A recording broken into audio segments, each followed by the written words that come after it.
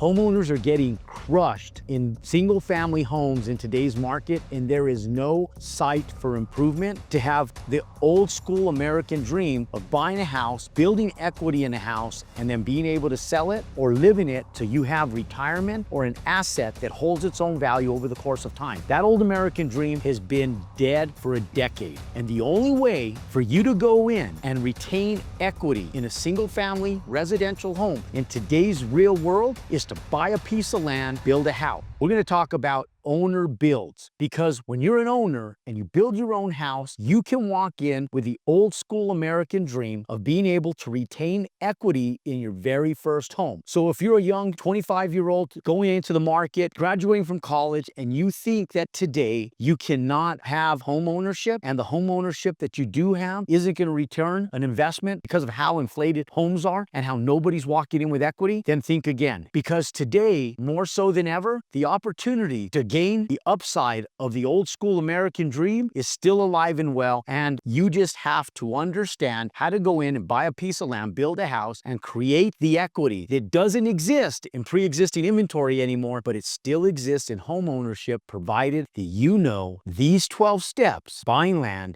and building houses. So as a homeowner, ladies and gentlemen, there's multiple steps that you have to know to go in and buy a piece of land to build a house. The first question is, where do you want to live, right? Where do you want to live? What type of neighborhood do you want to live in? And the larger you get in the home, the more equity you're going to have, which means your overall bottom line cost goes down. And here's what I mean by that. Then, according to the National Association of Home Builders, the average price per square foot to build a house in America is $141 per square foot. That is the mean. That is the average price per square foot. Now, if you go in, you say, look, I'm just getting started. I want to build just a little $300,000-$400,000 house. My question you would be like, why would you want to do that to yourself when you can still have equity for just a slight bit more, maybe $500,000, $550,000, but have ownership in a $700,000, $750,000 house? Because when we go in and we buy a piece of land, this is the breakdown that you need to understand first, and then we'll run through the 12 steps. One, you need to know what fits a business model that you want to do. And I always tell people, don't play it too conservative. If you really want to have equity in a home, when you go in, you don't want to build these multi-million-dollar homes, but you want to get away from the average median. And so if you want to do an owner build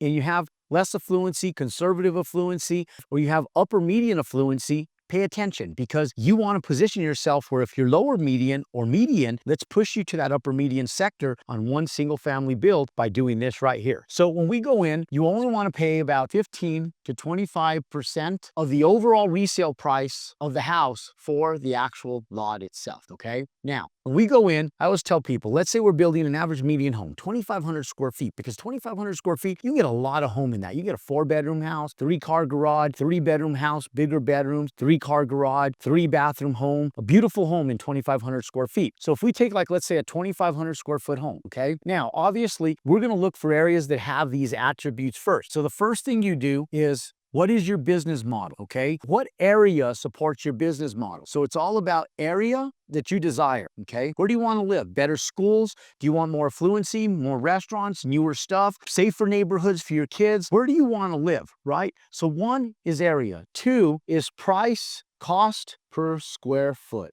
Okay, what is the cost to live there? Okay, what is the land cost? Okay, now when we go in, we say 2,500 square feet. So let's say that the resale values of these homes are someplace in the neighborhood of about $300 a square foot. A lot of new progressive areas are going to be at about $300 a square foot. Now, I don't like going in and building. If you're going to do this, don't go build with the tract builders, because you're going to compress your overall equity, because those guys don't have upside profitability. They're building in mass volume. So I always tell people, if you're doing an owner build, go out and build something beautiful for yourself. Even if you think you can't afford it, you can, because the asset itself is going to carry the leverage that maybe you yourself do not have as far as cash flow and profitability. So when you go in, guys, if you think about this, you sit back and go, okay, I don't have the cash flow. I don't have the profits in my W-2 job to go out and afford an $800,000 house. But if the asset itself holds itself strong and you hold that equity stance in it, then you can afford a more expensive home. Here's how it works. So if we go in, ladies and gentlemen, in an owner build, let's say the houses are selling for $300 per square foot. Okay, that's about about where they're going to be. Now, if you're in a more affluent area like the Bay Area, Southern California, you're in Oregon, you're in Seattle, you're in like places like Salt Lake City, you're in places in certain areas of Phoenix, metro area, it's more expensive now. If you go into like Miami, Florida, if you go into places like the Metroplex area in Dallas, Fort Worth, if you go into places like New York City, Washington, D.C., Boston, Massachusetts, and some of these really more expensive areas to live, build, and Atlanta, all these areas have a little bit higher price per square foot. So the land is going to cost more. Hence, this is where this comes into play. The overall house cost is going to cost more and labor is going to be more, but your upside equity is also going to be more. So if you are in some of those larger, more affluent cities, don't worry. If things are more expensive, the only gain to you is going to be the fact that you have larger equity quantities in that actual end product, okay? So when we go in, 2,500 square feet times 300, that's $750,000, okay? So we're building a $750,000 house. Now, if we take this business model here and you pay 15% for your lot, so we take 750 times 0.15, and that's what I would strive to do. 20% is a maximum. It's actually 20%, guys. Do not go over 20%. Do not go over 20%. I made the mistake of putting 25% up there. Do not go over 20% on the overall cost of your lot. You will lose profitability and equity in your build. So make sure that you're 15 to 20% of your overall lot cost. So 15% is where I would strive to be at on a lot like this. So 15% is going to be $112,000. Let's even go a little higher to stress the business model a little bit and say that you just have a hard time getting that 15%. Let's go up to $120,000. So if we have a lot price of $120K, okay? So we go in and number 3, we're going to retain land under due diligence, meaning you go in and you underwrite, okay? Now, lot, $120,000. Now, average price per square foot is $141. For you guys that are doing owner builds, you are your contractor. That's the attributes. You don't have to hire a contractor. You want to build a beautiful home, you can build yourself an unbelievably beautiful home at about $155 per square foot. And for most people across the United States are not even living in a house remotely close to a $155 per square foot home. I usually pay about $157 to $158 per square foot to build the houses I build. Those homes sit closer to that $900,000 mark.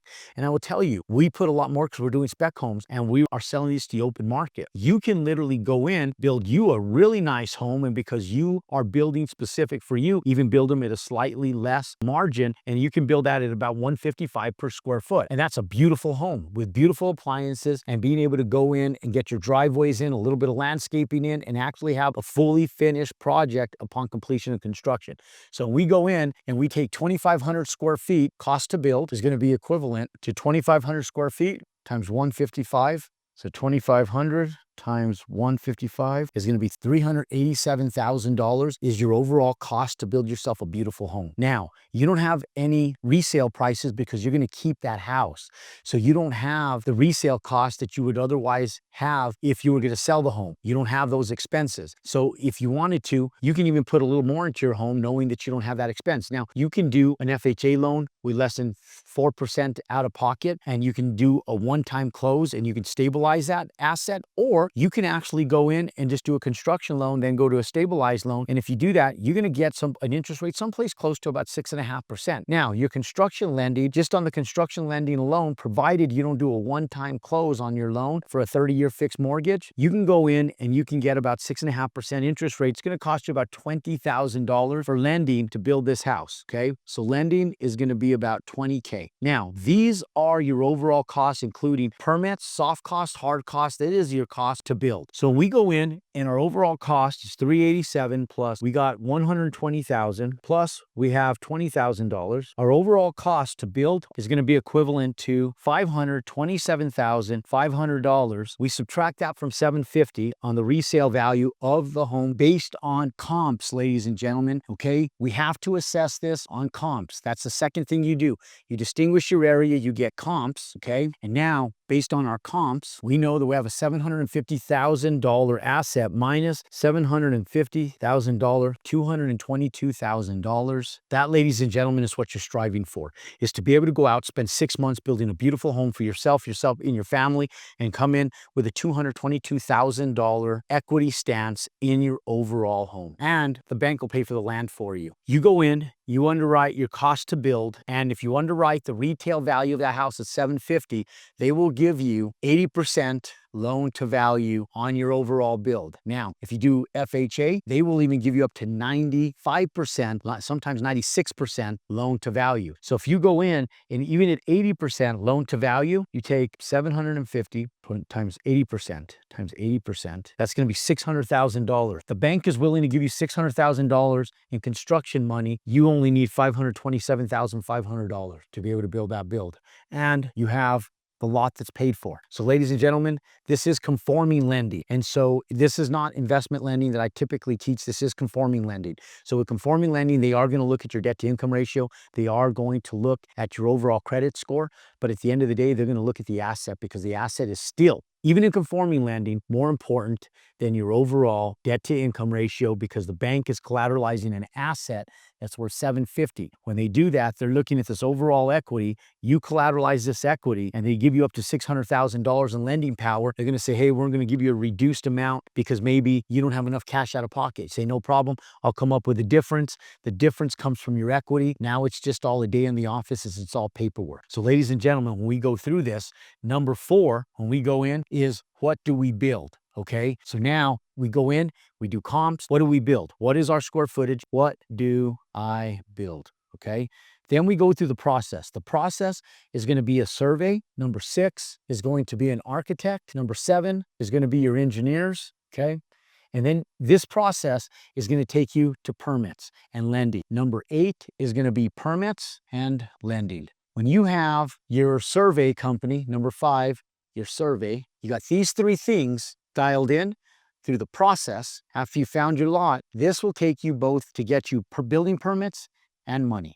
Okay, now number 9, ladies and gentlemen, you're going to go in and you're going to construct a home. Right here, there's an additional 26 steps in constructing a home. This is easy, ladies and gentlemen. We will go in, I will work with you on this. It's not as hard as you think it is. We'll go in, we'll assess this through our spreadsheets. We have line item by line item, sequential order. We'll explain to you the 26 different sections of building the house. Number 10, okay, is trim out. I look at construction completely different than the trim out of the home. Trim outs sell the house. This is your light fixtures. This is your lighting. This is your countertops. This is your kitchens. These are your bathrooms. This is your yard, your landscaping, your lighting. All of that stuff depicts your trim out. Now, number 11, list and sell. Number 12, repeat the process. Okay? Ladies and gentlemen, these are the 12 steps to buying a piece of land, building a house, and going out and doing it successfully. If you want to be able to go in, create equity, and still have that old school American dream, it's still alive, it's still well, but you have to go in the ground up game. Your pre-existing assets, that equity play does not exist anymore. If you're lucky enough to hit a housing boom and you're able to take some upside equity, God bless your heart. But for the vast majority of the United States, these young professionals, adults, older professionals, and retiring adults that still don't have the equity they need to even retire correctly, even at the age of 60, 65, 70, and plus. Listen, the owner build strategy gives you leverage, equity, and it gives you upside profitability to ultimately help you either pay off and pay down your debt with a reduced amount of overhead, or it gives you the ability to go in and make profits that'll help you have a better quality of life and be able to have equity in the old school American dream.